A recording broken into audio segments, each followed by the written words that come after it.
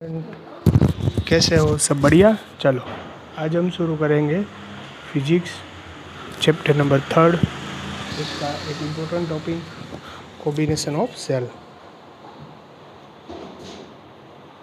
Combination of cell.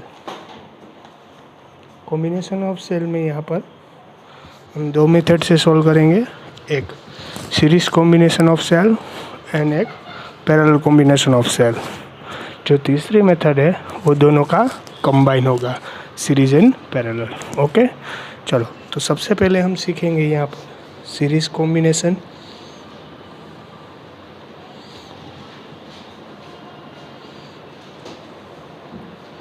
Series combination of cell. तो series combination of cell में क्या रहेगा वो हम देख लेते हैं यहाँ पर पहले। Ready student? Series combination of cell. तो समझ लो कि मैं यहाँ पर एक सेल कनेक्ट कर रहा हूँ, उसे मैं यहाँ पर यहाँ पर कोई सेल कनेक्ट कर रहा हूँ। यहाँ इसका पॉजिटिव टर्मिनल, इसका नेगेटिव टर्मिनल। रेडी? इसका ईएमएफ यानी ई, इसका भी इंटरनल रेजिस्टेंस रहेगा।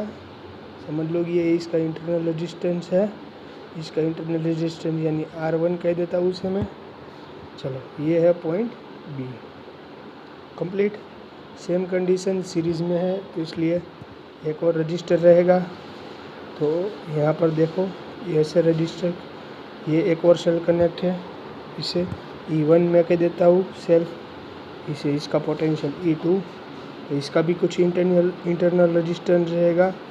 सो इसे इसका इंटरनल रेजिस्टेंस यानी R2। रेडी? तो यहाँ पर आएगा C। इस तरीके से ये दोनों सीरीज़ में कनेक्शन है।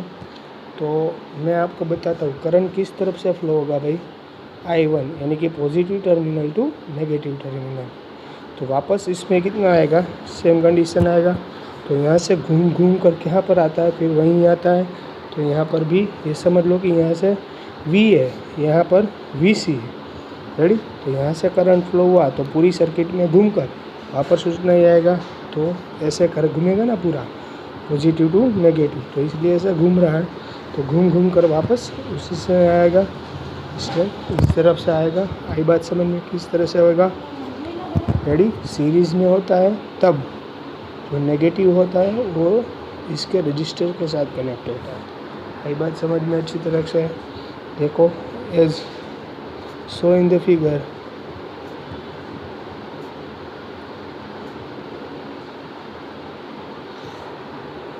Two cell having EMF, two cell having EMF E1 and E2।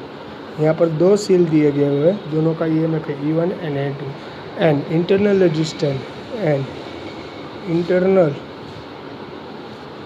Resistance R1 and R2 respectively connect in the series। respectively connect in the series। यहाँ पर दो सेल दिए गए हुए हैं, इसका भी इंटरनल रजिस्टर R1, इसका इंटरनल रजिस्टर R2, दोनों एक दूसरे के साथ सीरीज में कनेक्ट हैं। आगे बात समझ में यहाँ तक? चलो अब पोटेंशियल डिफरेंस एक्रॉस।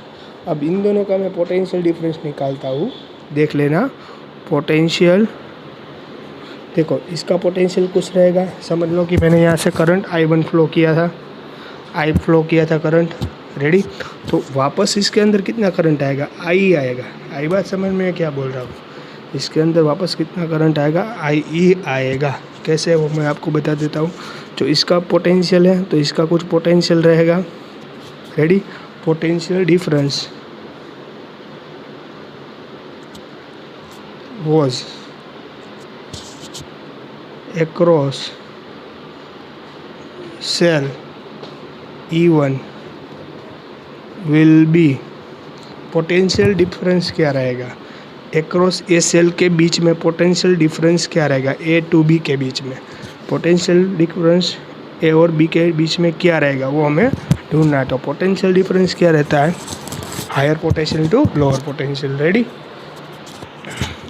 तो इसका पोटेंशियल इसके हिसाब से कैसा रहेगा, ज़्यादा रहेगा। इसका पोटेंशियल ज़्यादा रहेगा ना, सिंपल सी बात है। इसके हिसाब से इसका पोटेंशियल समझ लो कि इसका पोटेंशियल क्या है, E1 जो हमें दिया गया हुआ है। इसका पोटेंशियल क्या होता है, V is equal to I R. V is equal to क्या होता है, आई आर। ये तो आपको फॉर्मूला मालूम है कि V इज इक्वल टू क्या बनता है, आई आर। तो इसका पोटेंशियल यानी EMF तो E1 दिया गया हुआ था, और इसका पोटेंशियल क्या है, आई आर। तो यहाँ पर स्मॉल r1 है, तो क्योंकि करंट तो I ही फ्लो होने वाला है ना इसके अंदर, तो E1 is equal to VA minus VB होगा। आई बात समझ में। तो इसका पोटेंशियल V1 और इसका पोटेंशियल IR1। आई बात समझ में, आगे बात समझ में। तो same condition and across the and that across cell E2 will be cell E2 का क्या है, तो VB से C तक, VB और C, रेडी। तो इसका पोटेंशियल E2, इसके इंटरनल रेजिस्टेंस का पोटेंशियल कितना रहेगा, IR2। करंट तो इतना ही फ्लो होगा, I करंट ही फ्लो होगा, रेडी, इसलिए IR2। मैं आपको बता देता हूँ कि सीरीज़ में अगर रहेगा, सीरीज़ में कोई भी सेल रहेगा तो इसका करंट कैसा रहेगा, दोनों में सेम रहेगा। 10 ये बात समझ में। 10 the effective potential difference across A and C। Effective potential difference between A and C, यानी A और C के बीच में कितना पोटेंशियल डिफरेंस रहेगा। तो A और C के बीच में यानी VAC, इन दोनों के बीच में पोटेंशियल डिफरेंस कितना रहेगा, तो ये पोटेंशियल डिफरेंस प्लस ये पोटेंशियल डिफरेंस। आई बात समझ में। तो VAB प्लस VBC, तो VAB की यहाँ में मिला था, तो इसका E1 minus IR1 plus एसिटीज VBC का क्या था, तो आपको मालूम है E2 minus IR2, E2 minus IR2। आई बात समझ में अच्छी तरीके से, रेडी। चलो इसका ब्रैकेट ओपन कर दो अब। तो क्या होगा, E1 minus IR1 plus E2 minus IR2, इन दोनों में से E1 प्लस E2, रेडी। यहाँ से माइनस को कॉमन ले लेता हूँ, I को कॉमन लेता, R1 प्लस R2। आई बात समझ में कि नहीं, आई बात समझ में। E1 plus E2, ready, in another bracket minus I in other bracket R1 plus R2। One replacing combination with the single cell of EMM E equivalent. देखो E और E combination, comparing equation 1 and 2 we गए how. देखो यहाँ पर मैं क्या बता रहा था आपको, वो आपको देखना है। ये हो गई हमारी इक्वेशन 1, रेडी। रेडी स्टूडेंट, यहाँ तक तो आई थिंक आपको समझ में आ गया होगा, रेडी। देखो अब इसका हमने यहाँ पर क्या निकाला था वो देख लेते हम लोग, रेडी। चलो मैंने आपको बोला था यहाँ पर 2 रजिस्टर इसके साथ कनेक्ट थे, रेडी। इसका मैं कॉम्बिनेशन ले लेता हूँ, यानी इसका इक्विवेलेंट रजिस्टेंस कैसा होगा, यानी इन दोनों का इस तरह से आएगा। इनका कनेक्शन जोड़ देता हूँ मैं, ये तो इसके करंट कितना फ्लो हो रहा था, I। इन दोनों का E इक्विवेलेंट, E1 और E2 का E इक्विवेलेंट, और R1 और R2 का इक्विवेलेंट, R इक्विवेलेंट हो जाएगा। और C, यानी इसका कॉम्बिनेशन ऐसे आ जाएगा। इन दोनों का सीरीज़ में कनेक्ट है, अगर इन दोनों को मैं जोड़ देता हूँ तो इस E इक्विवेलेंट और R इक्विवेलेंट ऐसे मिल जाएगा, रेडी। तो उसी के बारे में हम डिस्कशन करेंगे अब लोग lecture. On replacing combination with the single cell, on replacing, यहाँ पर 2 सेल था उसको रिप्लेस कर दिया और इसके कॉम्बिनेशन करके मैंने एक सेल बना लिया ऑफ EMM और internal resistance required between internal resistance R equivalent between A and C, यानी दोनों का जो मैंने 2 सेल लगाए थे उसका मैंने E इक्विवेलेंट ले लिया और यहाँ पर R इक्विवेलेंट भी मिलता है। तो उसका जो डायरेक्ट फॉर्मूला लिखने जाओगे तो इसका पोटेंशियल आएगा VAC, तो इसके लिए इसका यानी E इक्विवेलेंट और I R इक्विवेलेंट इस तरह से होगा। ये हो गई हमारी इक्वेशन 2, ये थी हमारी इक्वेशन 1। आई बात समझ में? ये इक्वेशन 1 थी हमारी और ये equation 2। We compare equation 1 and 2। हमें क्या करना है? इक्वेशन 1 और 2 को कंपेयर कर देना। चलो, इक्वेशन 1 और 2 को मैंने कंपेयर कर दिया। इक्वेशन 1 और 2 को मैं कंपेयर करता हूँ तो E इक्विवेलेंट क्या मिल जाएगी? E1 plus E2। रेडी? इन दोनों को कंपेयर करो तो VC कट, ये दोनों कट हो जाएंगे और यहाँ इसके जगह क्या है? ये तो E equivalent E1 plus E2 and R equivalent is equal to R1 plus R2। Ready? आई बात समझ में? क्योंकि I तो दोनों में सेम ही रहेगा, क्योंकि इलेक्ट्रिक करंट है तो सीरीज में सभी में करंट कैसा रहता है? सेम रहता है।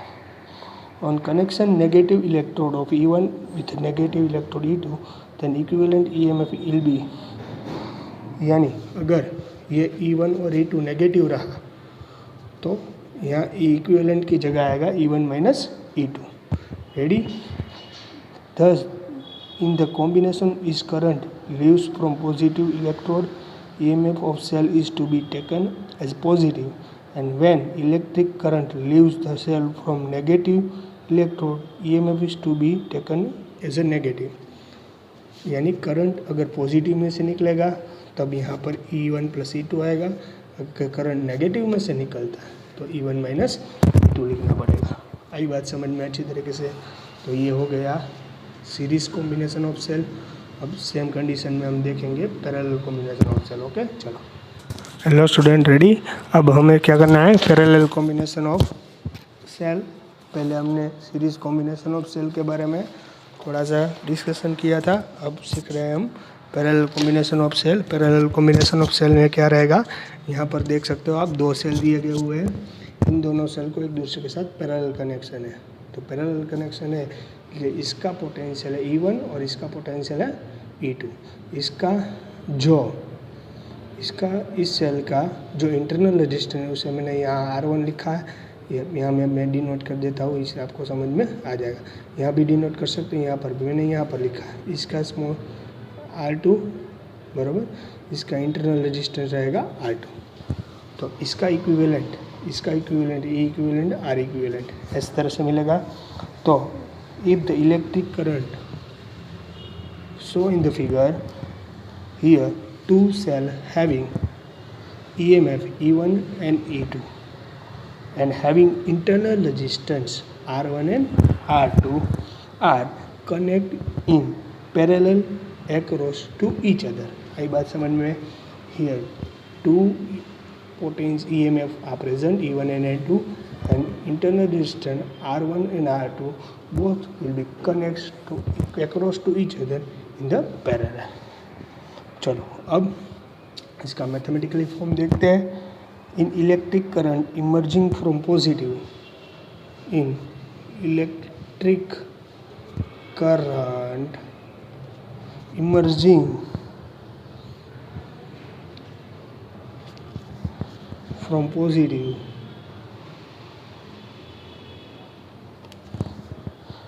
electrode of E1 is I1 and that from E2 is I2।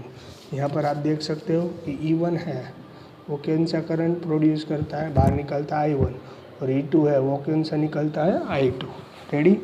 तो यानी कि I1 और I2 दोनों मिला के यहाँ कितना करंट फ्लो होगा, I। तो I is equal to I1 plus I2। आई बात समझ में, ये रहेगा equation 1।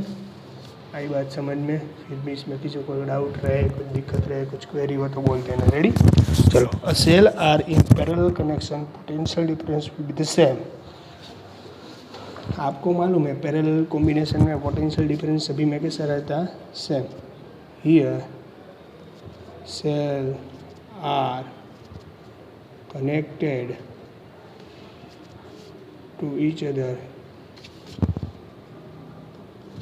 in parallel, that reason, इसके रीज़न से क्या होगा, पोटेंशियल डिफरेंस इज सेम। यहाँ पर पोटेंशियल डिफरेंस है वो कैसा रहेगा, सेम। क्यों? क्योंकि यहाँ पर पैरेलल में कनेक्ट है, इसलिए पोटेंशियल डिफरेंस सभी में कैसा रहेगा, same. 10% for sale E1 cell के लिए, E1 सेल के लिए क्या रहेगा, पोटेंशियल डिफरेंस। तो E1 सेल के लिए पोटेंशियल डिफरेंस क्या रहेगा, तो उसके लिए मेजरमेंट करता हूँ। पोटेंशियल डिफरेंस नहीं, क्योंकि यहाँ पर सेम रहेगा, इसलिए सबका पोटेंशियल सेम रहेगा। मैं बोल रहा हूँ तो मैं आपको बता दे रहा हूँ, इसका पोटेंशियल क्या रहेगा, इसका पोटेंशियल रहेगा E1 और इसका पोटेंशियल I1 R1। रेडी ना? इसका इंटरनल रेजिस्टेंस है, इंटरनल रेजिस्टेंस का पोटेंशियल रहेगा I1 R1, तो माइनस I1 R1। आई बात समझ में अच्छे तरीके से? रेडी? सभी में पोटेंशियल डिफरेंस सेम रहेगा। इसमें से मैं क्या बनाता देता हूँ, I1 को मैं वेरिएबल बना लेता हूँ। रेडी? इसमें से I1 को मैंने क्या कर लिया, वेरिएबल बना लिया। तो E1 minus V upon R1। अगर मैं इसमें से वेरिएबल बने तो ये होगी equation 2। Same condition 10 for sale E2। अब ये सेल E2 के लिए इसका पोटेंशियल, सभी में दोनों सेल में पोटेंशियल तो कैसा रहेगा, सेम। रेडी? तो इसके लिए इसका पोटेंशियल E2, EMF E2, और इसका भी EMF क्या ढूंढनेगा, करंट। तो इसमें से कितना फ्लो होगा, I2 जितना, और इसका स्मॉल रेजिस्टेंस, यानी मैंने क्या कहा था, इंटरनल रेजिस्टेंस के लिए R2। तो E2 minus I2 R2।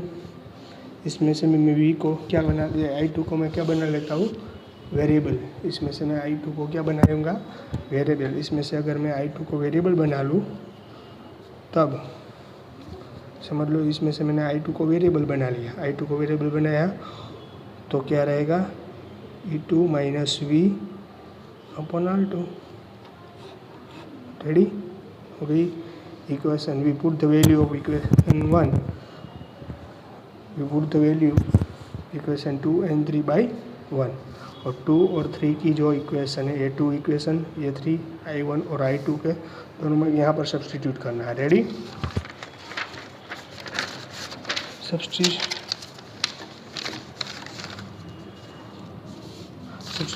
Equation 3 and equation 2 by equation 1। आई बात समझ में? इक्वेशन 2 और इक्वेशन 3 को क्या करना है हमें, सब्स्टिट्यूटिंग